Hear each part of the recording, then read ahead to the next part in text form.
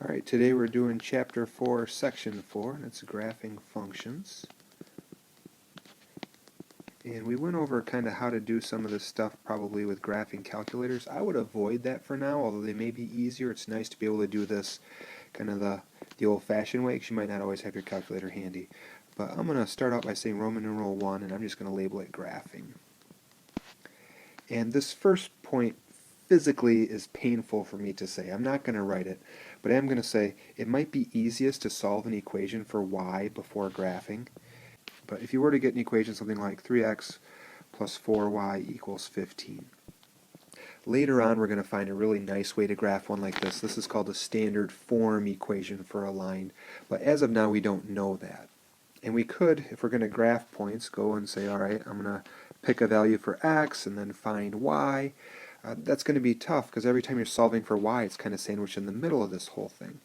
Which is why if we were to start out by saying, alright, I want to get y by itself and make this like a y equals something, it'll be a whole lot easier because every time you put in an x value, you're not going to have to try to solve for y. It'll already be done for you. So subtracting 3x from both sides gets me there. Now I have a 4 times y, so I need to divide all of the right side by 4. So I get this equation, y equals 15 minus 3x, the whole thing divided by 4. And now if I were to go through and say, alright, what's this going to be when x is 2? Maybe for starters. I could just take my 2 and put it in there for x, and that gives me a 15 minus 6. 15 minus 3 times 2 is 6, so 15 minus 6, all divided by 4. So I essentially have a 9 divided by 4, which gives me 2.25. So when x is 2, my y value is going to be 2.25. Try to squeeze it in there. Now we need at least one more point if we're going to find a line through there. And more than 2 might be smart, but we need at least one more. So I'm going to pick an x value maybe of 4. And if I put a 4 now in for x, that's going to give me 15 minus 3 times 4. So 15 minus 3 times 4, all divided by 4. Maybe I should be writing my y equals just so I don't lose people.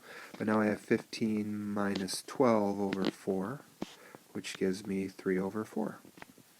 So when x is 4, I could say my y value is 3/4 or 0.75 if you don't like fractions. But now that I have those 2 points, we know that one point is going to be 2.25, and the other point is going to be 4, 3/4. You could put those 2 points on a graph and draw a nice straight line through them. We won't actually do the graphing. I'm going to trust that you know how to do that. And I'm going to say, alright, here's a second example. And this is going to be a graph a function on a limited domain. So graph a function with a limited, that writing's looking a little shoddy, with a limited domain. We talked about a domain being all the possible values for x. So in other words, we're going to say here's a graph, here's an equation that you don't have all real numbers for x, only certain numbers could be x. So I'm going to say f of x, which we said was just a fancy way of writing y, equals absolute value of 2x, and I'll put in a little semicolon and we'll say d colon, so the domain is going to be the set whose members are -2, -1, 0, 1, and 2. So we only have 5 different values that could work for the domain. So essentially our graph then is just going to be 5 points. One point is going to be -2, comma something. My second point will be -1, comma something. My third point, 0, comma something. Fourth point, 1, comma something. And then my last point is going to be 2, comma something. And in order to graph those, we just need to go through and figure out, okay, well, what are those somethings? What could all those things be? And to do that, we're going to take our x values and put them in for our equation. So here I have 2 times x, so I'd put in a -2. 2 times -2 is -4, so I have a -4 in there. Absolute value of my -4 gives me 4. And I just do that over and over. So I have a negative 1. 2 times negative 1 is negative 2. Absolute value of negative 2 gives me positive 2. And I can take and put in a 0. 2 times 0 is 0. Absolute value of that gives me my 0 again. Then I put in now a 1. So 2 times 1 is 2. Absolute value of 2 just means make it positive. How far away from 0 is it? So it's still going to be a 2. You don't flip it to negative when you do absolute value. Absolute value always will give you a positive answer. And I put a 2 in for x. 2 times 2 is 4. Absolute value of 4 stays at 4. Now my graph, I will actually graph this one. My graph just is going to be these points. So if I were to take, I notice that they're all positive, so I don't really need to go negative in my graph. Got a little ambitious with the length of my x-axis, I suppose. And I need to go from negative 2, my x values up to 2. So I'd have a negative 1 about there, a positive 1 about there, 0 in the middle. My y values go up to 4, so I'll put a 4 at the top. Halfway to that point will be 2, and I'll put a tick mark for 1 and 3. And now I can just take and put my points on. So negative 2, 4. Negative 2 means you go 2 to the left. Then I go up 4, so my point should be right about there. My next one is negative 1, 2, so I go negative 1, there's 1 to the left, up 2, so my point should be right about there. Then I have the point 0, 0, that'll be right there at my origin. Then I have 1, 0, which would be 1 to the right, 1, 2, so I go 1 to the right, up 2 for a point right about there. And then 2, 4, positive 2 is 2 to the right. Positive 4 is up 4, so I have these 4 points.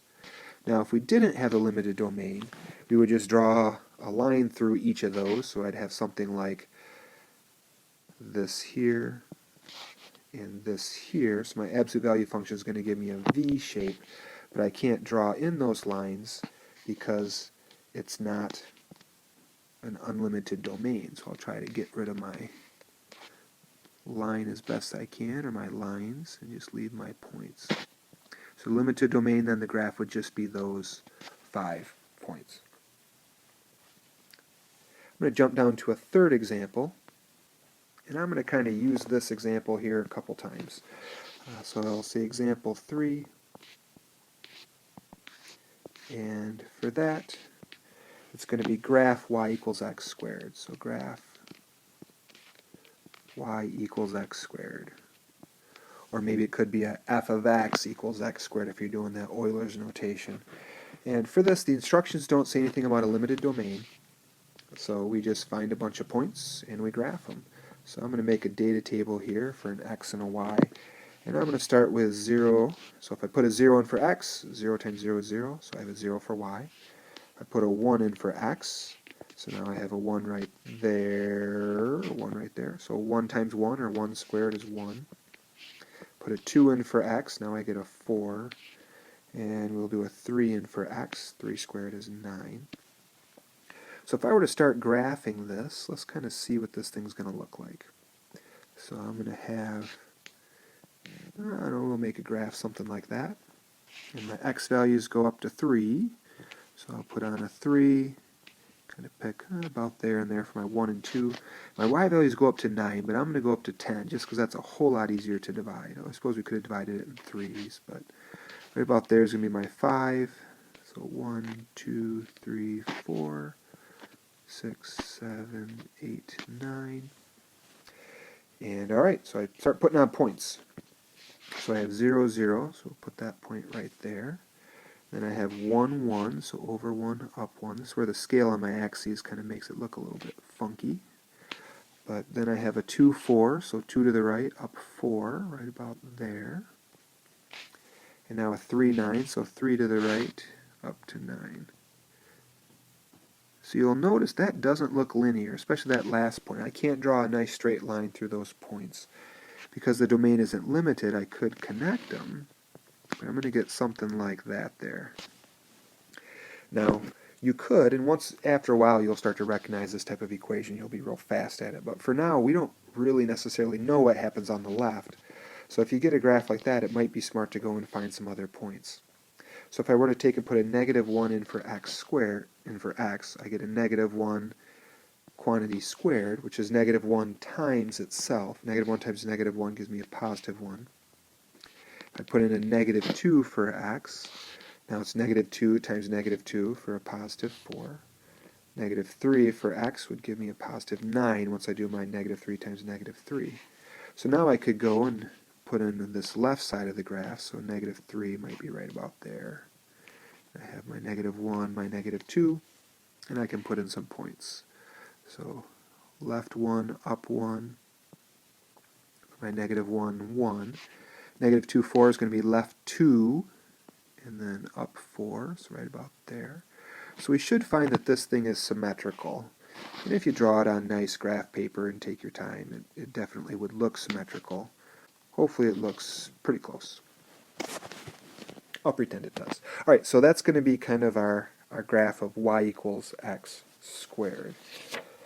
Now for this, I'm going to throw in a Roman numeral 2 and just kind of refer to it. But if you were to get a graph, we'll say Roman numeral 2 is finding values on a graph. So finding values on a graph. And I'm hoping that this is old school for you guys. You guys have done this for a long time. But you'll get a question maybe something like this. So find y when x equals 2.5 given y equals x squared. Or maybe they'll give you the graph or something like that. But essentially what we're trying to do is we're looking at this graph here, because that's my graph for y equals x squared. And we're trying to figure out, well, what's going to be my y value when my x is 2.5. So to do that, you just say, well, that's 1, that's 2, and that's 3. So 2.5 is going to be right there in the middle of 2 and 3 on my x's. So now if I were to go straight up, this should be going along the line where all of those points should have an x value of 2.5. They should be over 2.5. And then if you were to, once you get there, cut straight across to the left, over here on the y-axis should be our value for y when x is 2.5. So as I do this, I'm kind of coming up with like a 6 in there. It should be 6.25 if I really had done it all correctly. But that's just my graph is kind of a little bit off. But that's how you find values. If you know the x value, pick that x value, go straight up till you hit your graph, and then go across to figure out what the y value is going to be. The very last thing is going to be graphs of story problems. So I'm going to throw in a Roman numeral 3 and say graphs for story problems.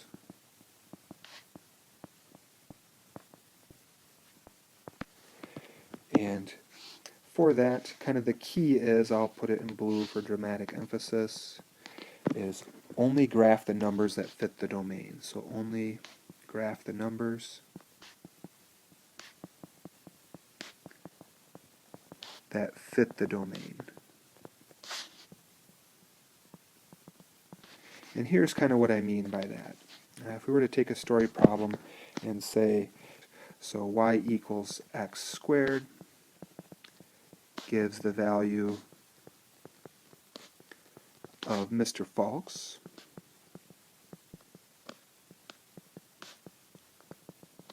retirement account.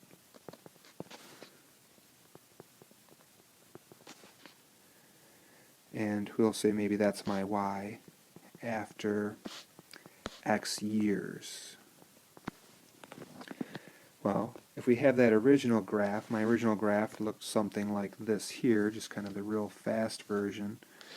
Looked like this and like this. Well, if x is my number of years, we'll say this here is time, I can't have a negative time. You know, we can't say that before I started working I had a certain value in my account. So this part here doesn't make any sense. My graph should just start at 0. You know, the first day I start working, they start putting money in my retirement account, and then go this way for my time values. It should get higher and higher and higher. So x values have to be positive, so you'd only graph the positive x values. If you're looking at the numbers there like 1, 2, 3 like we had before as being numbers of years, could you have decimals? It's like, why yes, I could work for 2.5 years or 1.5 years. I'd have this amount of money in the bank right there. 2.5 years, I'd have that amount of money in the bank, and so on. And that's really it for this section. There is a way to make tables on your graphing calculators. That'll show up in a separate video. Or maybe I'll just show you that in class if you ask. It'll make the homework easier.